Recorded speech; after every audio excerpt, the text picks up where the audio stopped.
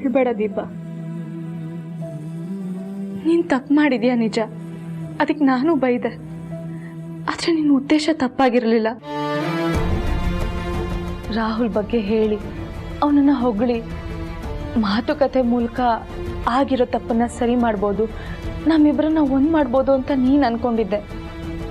ಆದರೆ ಹಿಂದೆ ಆಗಿದ್ದನ್ನು ಮನಸ್ಸಲ್ಲೇ ಇಟ್ಕೊಂಡು ದ್ವೇಷ ಸಾಧಿಸಿ ಮತ್ತೆ ಅವನ್ನ ಅವಮಾನ ಮಾಡಿ ಕಳಿಸ್ತಾರೆ ಅಂತ ನಿನಗೆ ಹೇಗೆ ಗೊತ್ತಿತ್ತು?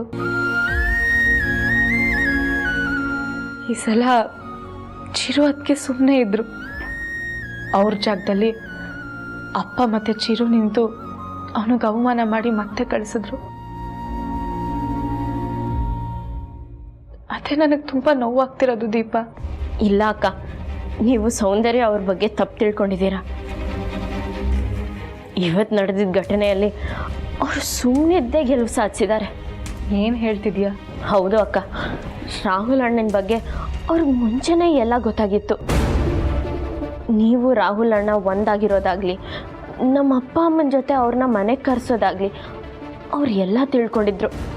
ಆದರೂ ಅದ್ರ ಬಗ್ಗೆ ಯಾರ ಹತ್ರನೂ ಹೇಳಿದೆ ಸುಮ್ಮನೆ ಇದ್ದರು. ಯಾಕಂದರೆ ರಾಹುಲ್ ಅಣ್ಣ ಮನೆಗೆ ಬಂದಾಗ ಅವ್ರ ವಿರೋಧವಾಗಿ ಮಾವ ಮತ್ತು ಚಿರು ಅವ್ರು ಮಾತಾಡ್ತಾರೆ ಅನ್ನೋ ಸತ್ಯ ಅವ್ರಿಗೆ ಗೊತ್ತಿತ್ತು. ಅದಕ್ಕೆ ತಾನು ಒಳ್ಳೆಯವರಾಗಿ ಮಾವ ಮತ್ತು ಚಿರು ಅವ್ರನ್ನ ಕೆಟ್ಟವರಾಗಿ ಮಾಡಿದ್ದಾರೆ. ಈ ಸತ್ಯನ ನನ್ನ ಗಂಡನಿಗೋ ಮಾವನಿಗೋ ಹೇಳಕ್ಕೆ ಹೋದರೆ ಅವರು ರಾಹುಲ್ ಅಣ್ಣನೇ ಸರಿ ಇಲ್ಲ ಅಂತಿದ್ದಾರೆ. ಅವರಿಬ್ಬರು ಈ ಮನೆ ಸೊಸೆ ಸೌಂದರ್ಯ ಅವ್ರನ್ನ ಬಿಟ್ಕೊಡ್ತಿಲ್ಲ.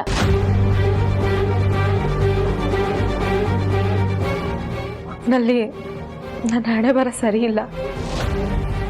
ಮತ್ತೆ ನನಗೆ ರಾಹುಲ್ ಸಿಗ್ತಾನೆ, ಅವ್ನ ಮದುವೆ ಆಗ್ತೀನಿ ಅಂತ ಇದ್ದಿದ್ದು ಒಂದು ಆಸೆನೂ ಮಣ್ಪಾಲಾಯಿತು.